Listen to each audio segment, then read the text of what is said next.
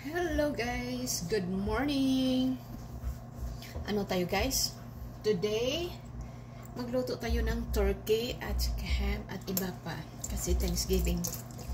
Ngayon, ito ang lulutuin ko guys.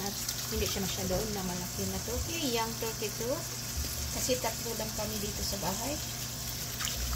And, yan ang trumpet. So, sinong gusto dyan? Ibigay ko mamaya kung naluto. Pero alam niyo guys, ang gagawin ko for today, kapag sa pagluto dito, ano siya guys, kagayahin yung Filipino way, my own version talaga ako guys, no, sa pagluto ng turkey. Kasi ilang dishes na ako nakaluto na turkey dito at saka nagustuhan ng asawa ko.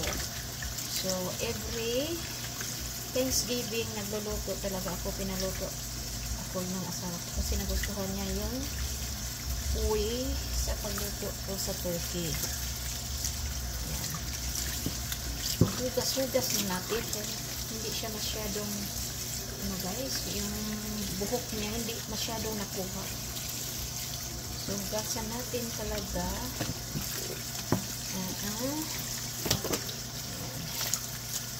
So, magbukbang kaming tatlo guys. May iniimbita pala kami ng isang kaibigan.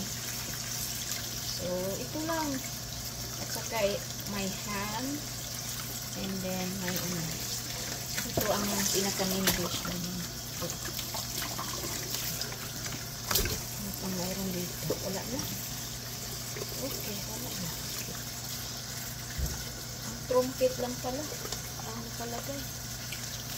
Trumpeta ng ano. Okay.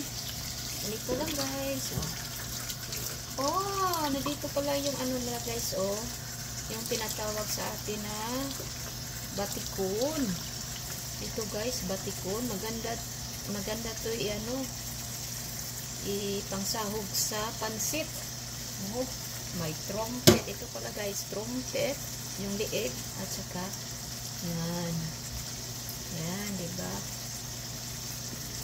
Yan. I-picture natin.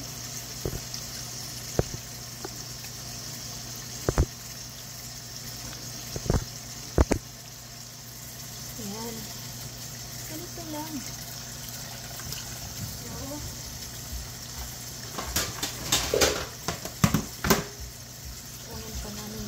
Namin magmarinig ko muna ito. Okay guys, my god, heavy. Oh my god, bigat. Bigat. Ano to siya guys, young turkey. Young turkey to guys. Yan ang young turkey. So, i-drain muna natin guys. Bye. That's good for 3 person.